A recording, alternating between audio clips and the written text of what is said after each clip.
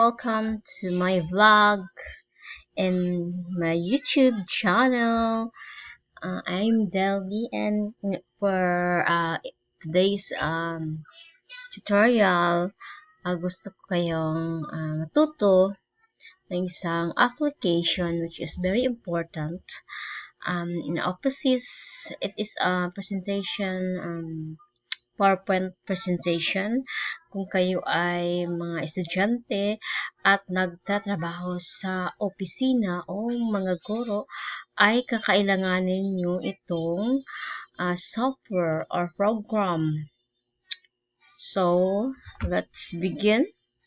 Hanapin natin yung PowerPoint. Nito sa bottom. So, here is it. So, kung maggawa kayo type kayo ng presentation nyo, ay there are many choices here. Meron mga presentation slides here. So, actually, I will introduce a blank presentation. So, ito yung windows ng makita mo sa PowerPoint. So, maraming mga tab, mga menus, at klase-klaseng mga button dito mga guys. So, ang ituturo ko sa inyo ngayon ay kung paano tayo gagawa ng isang presentation, kung paano mag-duplicate, mag-insert slide, mga viewers. So, eto na. So, kahit lagyan ko yan ng kahit ano, I love you Lord. So, I love you Lord. Ganyan ang title. So, here we are. Kung paano ka mag-continue sa yung presentation. So, dito kayo sa gilid. At mag-right click kayo sa inyong mouse or sa laptop. New slide nyo mga mare. Mga viewers, mga guys. At eto, meron ka namang bagong slide. So mag-insert naman tayo kung paano tayo mag-insert ng picture here. So, actually, dito natin siya makikita sa insert pictures. So, ano na si pictures? Ayan. Ganon lang kadali, mga guys. Kung gusto nyong matutong mag-PowerPoint, kailangan talaga tiis-tiis talaga, mga guys. So, hanap tayo ng mga images dito. So, ito. Since I love you, Lord, yung natin. Kung nandito na siya, guys, makikita na natin siya, guys. So, actually, natin yun, i-stretch natin sa taas.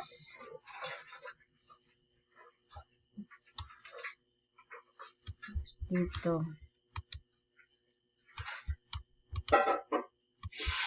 So, yan.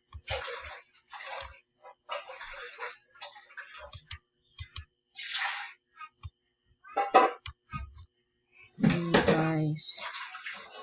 Ito yung unang slides niya, tsaka ito yung pangalawang slides niya. So, ayun, kung paano tayo magta-type dyan. Pag magta-type kayo, hindi talaga yan makikita. Hindi makikita yung, yung text mo. So, ang kailangan mo gawin is, just select. Hanapin nyo yung select dito sa tab. And then, selection pin. So, dito sa gilid, makikita mo yung, parang layer siya ba guys, na kung sino yung mauna, nasa ibaba, o nasa behind sa picture. So, ito, since nasa ilalim yung text niya, hindi mo talaga makikita, di ba? Anong gawin mo? I-drag yan, at saka yung title, yung pinaka mauna dyan. So, ito. Mag-ano tayo dito? Lagyan natin ng text, I love you, Lord. I love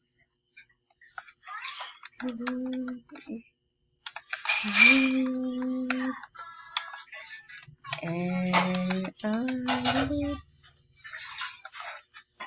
ayan ba? My voice worship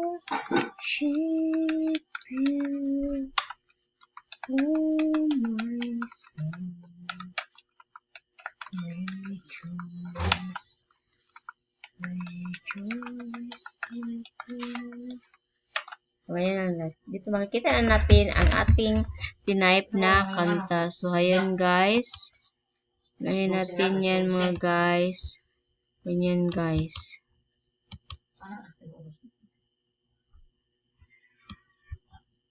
Yan. Pwede natin yan ang i-edit yung ano mo. Yung text guys. I-edit mo. Highlight mo muna bago ka mag-edit dahil hindi yan ma-edit kung hindi naka-highlight, diba? Parang itong si ano si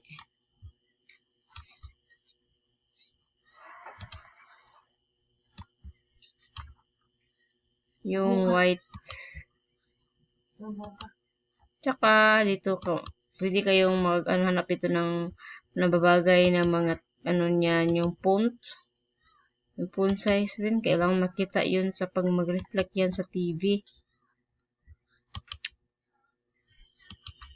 Yun lang yan mga guys.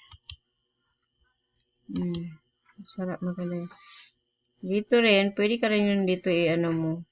I-click mo yun. Ito yung laki ng text. Hindi yan maano pag hindi maka-highlight guys. Ganyan talaga. I-highlight mo muna bago ka mag-command dahil yan talaga ang ano niya. Picture. Yan. Kita mo guys. So, ayan guys. So, atin na yung save. So, click the file and save as. Dami pa nating gustong gawin ito sa Microsoft PowerPoint. Pero mano tayo sa Aura. So, ilagay natin sa desktop. Pasensya na yung iba dito kasi kasi maano dito sa ano ko. Ano ba yan? Yung iba, nag-tutorial ako nag-ano naman yung iba. Ano ba yan? Ganyan lang guys. I-save mo na yan guys. O, ayun guys. Tapos na guys. And that's for today's video.